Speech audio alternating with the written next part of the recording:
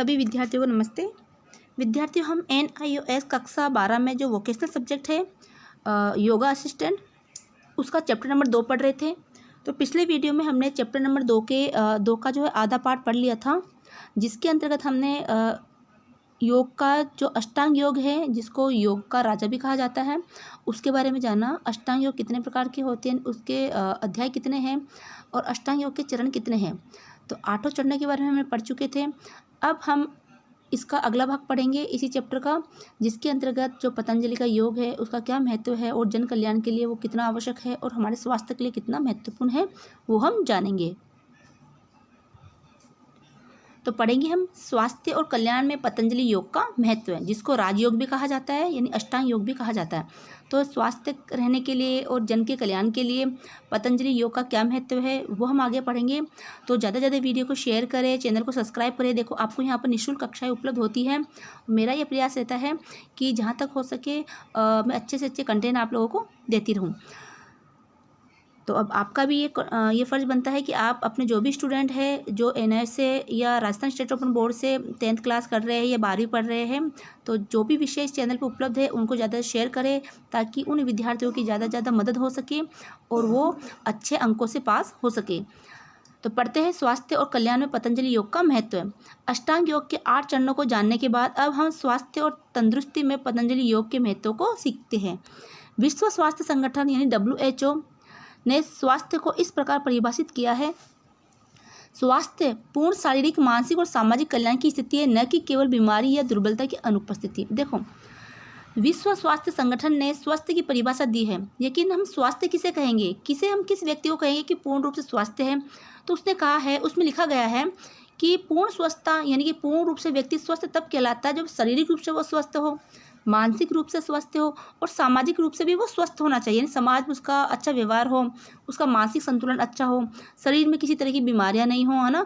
तो शारीरिक रूप से भी स्वस्थ हो, तो चारों तरह से वो, यानी तीनों प्रकार से वो स्वस्थ होता है, शारीरिक, मानसिक और सामाजिक, तब जाकर उसकी पूर्ण रूप से स्वस्थता कहलाती है, न कि केवल रोगों की अनुपस्थिति। ऐसा नहीं कि शरीर में कोई रोग उपस्थित नहीं तो इसका मतलब स्वस्थ है।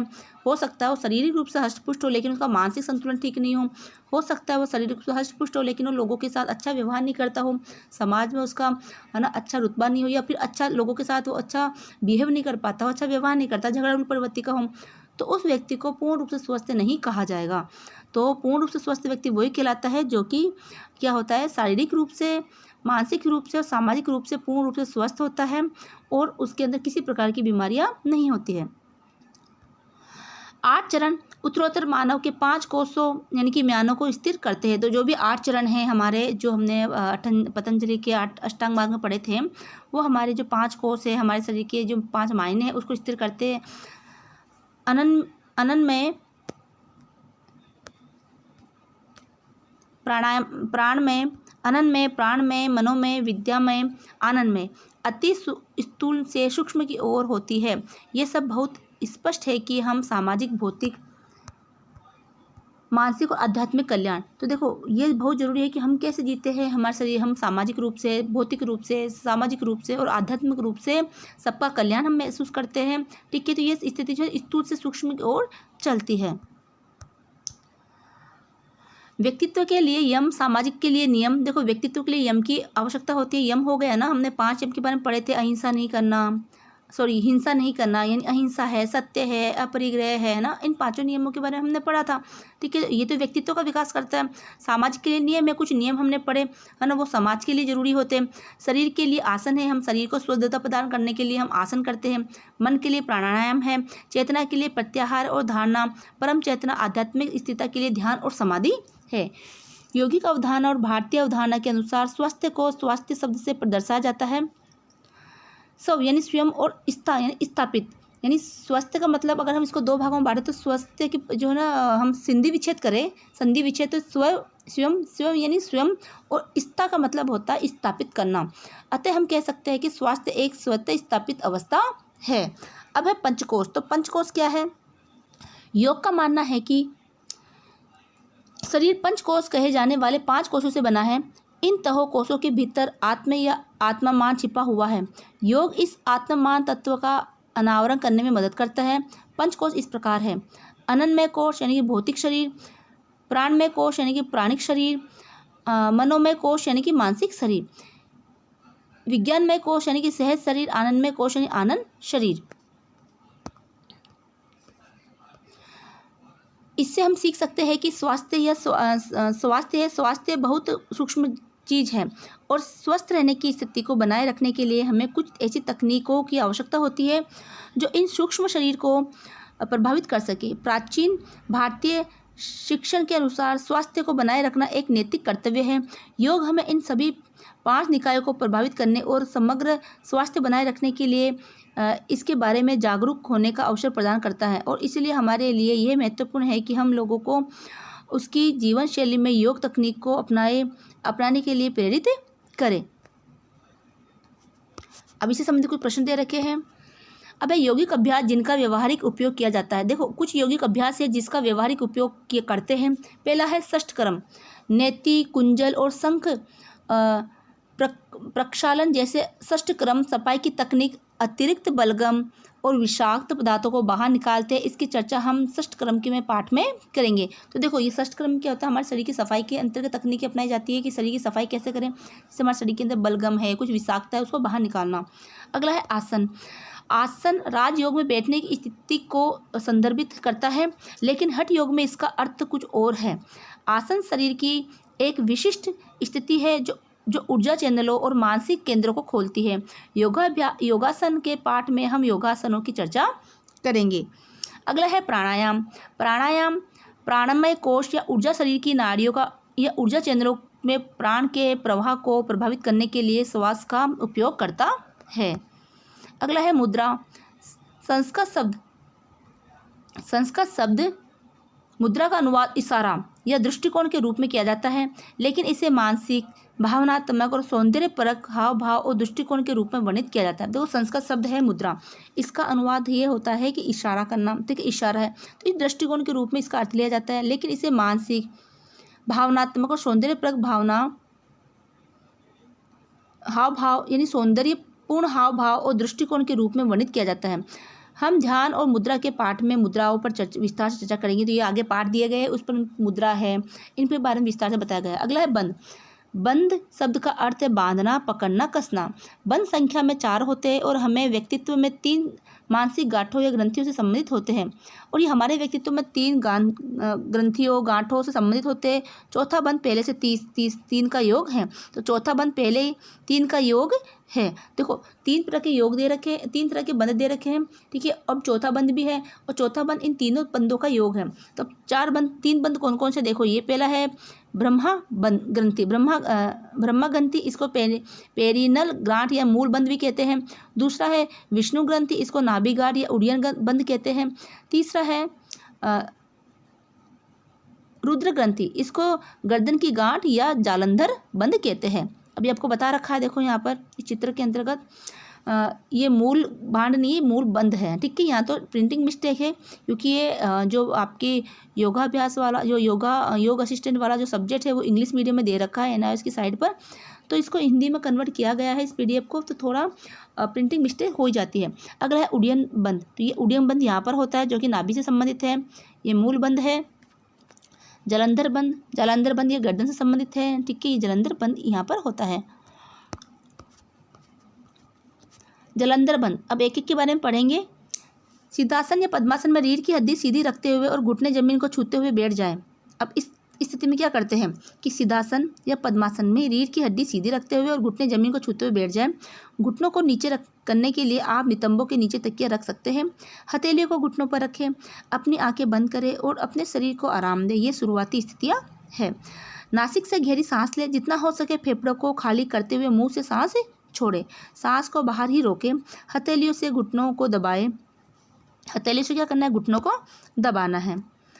कोहनियों को सीधा करें और कंधों को ऊपर उठाएं, चिन्ह लोग बनाएं, सिर को आगे की ओर झुकाएं और ठुड्डी को छाती से मजबूती से दबाएं। इस अंतिम स्थिति में तब तक बंधे रहें जब तक आप सांस के बाहरी आवरण को अवधाना को रोक सकें। सांस को लेने से आप रोक सके, उस स्थिति में आपको बैठना है। सांस को पूरा मुंह से बाहर निकाल देना और इस स्थिति में बैठ कर जितनी देर आप सांस रोक सको उस स्थिति में आपको बैठे रहना है। कंधों को आराम दें, बाजों को धीरे धीरे मोड़ें ताला छोड़े और सिर को ऊपर उठाए। ताला छोड़ना मतलब कि जो आपकी ठुड्डी को आपने मतलब कि सीने पर दबा के रखा है ना, उसको आपको छोड़ना है। श्वासन सामान्य होने पर दोहराएं। इसे 3 से 5 बार दोहराएं। अगला है एहतियात। Cervical spondylitis, high blood pressure, vertigo वाले लोगों को जलंधर बंद का अभ्यास नहीं करना चाहिए। जब तक चिक लॉक और आर्म लॉक जारी नहीं हो जाते तब तक न तो सांस ले और न ही सांस छोड़े। फायदे, यह मानसिक विश्राम देता है, तनाव मुक्त करता है और थायराइड कार्यों को संतुलित करता है। अगला है उड़ियान बंद। उड़ियान बंद जो हम बी के बारे में है ना, हमने ए में जालंधर बंद पढ़ा, फिर बी है उड़ियान बंद। तो उड़ियान बंद के बारे में इस तरह से चित्र दे रखा है उड़ियान बंद का, यानी कि नाभिक के से संबंधित है। जालंधर बंद की तरह ध्यान मुद्रा में रीढ़ की हड्डी सीधी और घुटनों को फरस से के संपर्क में रखते हुए बैठे। तो इस तरह से आपको बैठना है। ये बैठने की स्थिति बता रखी है। हथेलियों को घुटनों पर रखें जैसा कि चित्र में दिखाया गया है, जो 2.4 चित्र में दिखाया गया है। आंखें बंद कर ले और पूरे शरीर को शिथिल कर दें यानी कि ढीला छोड़ दें। नाक से सांस लें और मुंह से पूरी तरह सांस छोड़ें। आगे की ओर झुकें, घुटनों को हथेली से दबाएं, कोहनियों को सीधा करें और कंधों को ऊपर उठाएं। पेट की मांसपेशियों को अंदर और ऊपर की ओर सिकोड़ें। एब्डोमिनल लॉक और सांस को बिना किसी तनाव के जितनी देर हो सके रोक रखें। पेट का ताला छोड़ें, कोहनियों को आराम दें और कंधों को नीचे करें। सिर को ऊपर उठाएं। अब सांस अंदर ले और इसी स्थिति में तब तक बने रहे जब तक कि सांस सामान्य न हो जाए। इसे 3 बार दोहराएं। उड्डयन बंद केवल बाहरी श्वास प्रतिधारणा के साथ किया जाता है। मार्गदर्शन में ही इसका अभ्यास करें। एहतियात बरतना है कि अल्सर, हर्निया, उच्च रक्तचाप और हृदय रोग से पीड़ित व्यक्ति को इस अभ्यास नहीं करना चाहिए। फायदे, ये पाचन अंगों के लिए अच्छा होता है। ये पेट की मांसपेशी को टाइट करने के लिए बहुत अच्छा होता है। अगला है मूल बंद। जालंधर बंद की तरह ध्यान मुद्रा में रीढ़ की हड्डी सीधी और घुटनों को फर्श के संपर्क में रखते हुए बैठें। अपने हाथों को घुटनों पर रखें। देखो ये होता है मूल बंद, ये मूल बंद की स्थिति है। अपने हाथों को घुटनों पर रखें, अपनी आंखें बंद करें और आराम करें जैसा कि चित्र में दिखाया गया है। चित्र 2.5 में अपने मन को अपनी श्वास पर केंद्रित करें, लेकिन इसमें हस्तक्षेप न करें। बस 1 या 2 मिनट के लिए ही मनन करें। फिर अपना ध्यान पेल्विक फ्लोर क्षेत्र पर ले जाए। यदि आपको पेल्विक फ्लोर की मांसपेशियों को महसूस करने में कठिनाई हो रही है तो उन्हें कुछ समय के लिए लयबद्ध रूप से अनुमोदित करने का प्रयास करें, लेकिन बिना ज़्यादा तनाव के। तीसरा है, अब गहराई से सांस लें। अपने फेफड़ों को नीचे से ऊपर भरते हुए अपनी सांस को रोके रखें और जालंधर बंद करें, यानी कि थोड़ी का ताला। अब आप थोड़ी को गर्दन के नीचे से दबाते हैं। अब धीरे धीरे पेल्विक फ्लोर की मांसपेशियों को सिकोड़ें। पेल्विक फ्लोर देखो, ये मांसपेशियां हैं, ये पेल्विक फ्लोर की मांसपेशियां, इसको सिकोड़ते हैं वो, इसी पर ध्यान केंद्रित किया जाता है। सिकोड़े और उन्हें थोड़ा ऊपर खींचें। लोग को पकड़ें, लेकिन ओवर स्ट्रेन न करें, यानी कि ज़्यादा ओवर स्ट्रेन नहीं करना, ज़्यादा तनाव नहीं देना। यह अंतिम स्थिति है। मूल बंद के प्रदर्शन के दौरान श्वसन को रोके रखा जाता है। जब तक आप अपनी श्वास रोकते हैं तब तक बंद को पकड़े, लेकिन फिर से बिना ज़्यादा तनाव के पेल्विक फ्लोर की मांसपेशियों पर अच्छी तरह से दबाव डाला जाना चाहिए, लेकिन ज़रूरत से ज़्यादा नहीं। अभ्यास के दौरान आपको बहुत अधिक असुविधा महसूस नहीं होनी चाहिए। रूट लॉक अभ्यास को समाप्त करने के लिए पेल्विक फ्लोर की मांसपेशियों को आराम दें। धीरे धीरे अपने शरीर को उठाए और सांस छोड़ें। फायदे, यह गुदा मलाशय के अंगों के लिए अच्छा है। यह पाइल्स और फिस्टुला के लिए बहुत अच्छा होता है। अगला है ध्यान। योगिक अवधारणा के अनुसार ध्यान मन और चेतना की एक अवस्था है जिसमें सतर्कता, मन और इंद्रियों की गतिशीलता और पूर्ण एकाग्रता होती है। इस पर ध्यान और मुद्रा के पाठ में विस्तार से चर्चा करेंगे। अगला है विश्राम, योगिक निद्रा। विश्राम को योग निद्रा भी कहा जाता है। योग निद्रा का अर्थ है जागरूकता के निशान के साथ सोना, यानी कि योग निद्रा का मतलब आप जागरूक तो हो, जागरूकता के साथ आप सो रहे हो। ये सोने की पहले की अवस्था है और अभ्यास के दौरान जागरूकता अवचेतन स्तर पर रहती है। ये विश्रांति की कला है और मानसिक और शारीरिक विश्राम का अधिक कुशल और प्रभावी रूप है। योग निद्रा के अभ्यास से 3 गुना तनाव, मांसपेशियों का तनाव, भावनात्मक तनाव और मानसिक तनाव दूर किया जा सकता है। ये एकाग्रता का अभ्यास नहीं है, ये एक प्रत्याहार चरण अभ्यास है। मनोदेही रोगों के प्रबंधन के लिए योग निद्रा सबसे अच्छी यौगिक तकनीकी है। योग निद्रा के अभ्यास से हम कुछ सकारात्मक रचनात्मक पहन सकते हैं और हम अपने व्यक्तित्व के नकारात्मक पहलू को, फोबिया, बुरी आदतों से मुक्ति कर सकते हैं। तो जो योग निद्रा है चेतन अवस्था में होती है। इसमें जैसे आप सोने से पहले की जो अवस्था होती है, एकदम धीरे ध्यान में चले जाते हैं, वो अवस्था इसके अंतर्गत होती है। इसके तहत मनोदेही रोगों, ये जो मानसिक रोग है उसका प्रबंधन किया जाता है, मानसिक रोगों को दूर किया जाता है। कुछ बुरी आदतें हैं, कुछ फोबिया है, जिसको डर है ना, लोगों में कुछ चीज़ का डर बैठ जाता है, उसको दूर किया जाता है। अब है योग निद्रा का अभ्यास। तो योग निद्रा का अभ्यास कैसे किया जाता है? योग निद्रा का पूरा अभ्यास 35 से 40 मिनट तक होता है और अभ्यास के विभिन्न चरण होते हैं। पहले व्यक्तित्व को शुरुआती स्तर पर अभ्यास करना चाहिए, फिर धीरे धीरे यह मध्यवर्ती और अग्रमी चरणों में जा सकता है। तैयारी, पहले क्या करें? तैयारी, फिर है विश्राम, संकल्प, चेतना का घूमना, श्वास जागरूकता और विजुअलाइजेशन, संकल्प खत्म करना, वैकल्पिक लघु अभ्यास, श्वासन। इस तरह से योग निद्रा का अभ्यास किया जाता है। तैयारी कैसे करें? श्वास की स्थिति में अपनी पीठ के बल लेट जाए। श्वासन की स्थिति में, जो श्वासन की स्थिति हमने पढ़ी थी, आपने अगर 11वीं 10वीं में पढ़ा हो योग के बारे में, योग वाला सब्जेक्ट, तो उसमें श्वासन की स्थिति है, यानी कि एकदम पीठ के बल लेट जाते हैं, जैसे कि ऊपर दिखाया गया है। जैसे कि ऊपर ये दिखाया गया है, इस तरह से आपको लेट जाना है। इस स्थिति में सिर से पैर तक सीधा होना चाहिए, पैर थोड़ा अलग, हाथ शरीर के बगल में और हथेली ऊपर की ओर और आंखें धीरे से बंद होनी चाहिए। अपने शरीर के प्रति जागरूक रहे, अपने आप को पूरी तरह से सहज बनाएं और अगले 10 से 15 मिनट तक शांति बनाए रखने का प्रयास करें। आप शरीर में आंतरिक विश्राम की भावना विकसित करने जा रहे हैं। श्वासन की इस मुद्रा में स्वयं की कल्पना करें और शरीर की अनुभूति का आनंद लें। आपने जो अभ्यास किया है उसके प्रभाव से अवगत होने का प्रयास करें। यदि अभ्यास के समय आपको किसी प्रकार का खिंचाव या दबाव महसूस होता है तो उसे छोड़ने का प्रयास करें।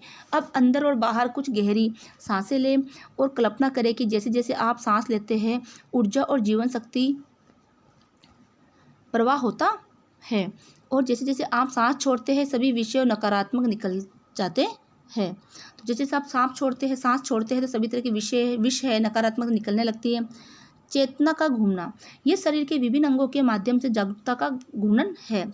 शरीर के विभिन्न अंगों के नाम लिए जाते हैं और उन्हें मानसिक रूप से दोहराया जाता है और आराम करना होता है, लेकिन साथ ही शरीर को हिलाना नहीं चाहिए। फिर दाहिने हाथ, दाहिने अंगूठे, तर्जनी, मध्यमा, अनामिका, छोटी उंगली, हथेली के पीछे कलाई, अग्रभाग, कोहनी, ऊपरी बाहा, दाहिने कंधे से शुरू करके शरीर के प्रत्येक भाग के बारे में जागरूक होना पड़ता है। जोड़, बगल, दाहिनी कमर, दाहिनी कुल्ला, जांग, घुटना, बछड़ा की मांसपेशियां, दाहिना टखना, चंगा, एकमात्र दाया बड़ा पैर, दूसरा पैर का घुटना, तीसरे पैर का घुटना, पांचवा पैर का घुटना, सभी दाएं पैर की उंगलियां एक साथ, पूरा दाहिना और एक साथ।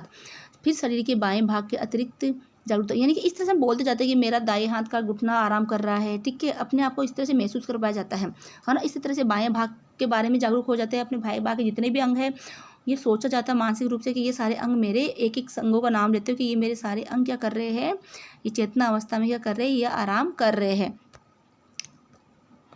फिर शरीर के बाएं भाग के प्रति जागरूक होना है और बाईं ओर से भी यही बातें दोहरानी है।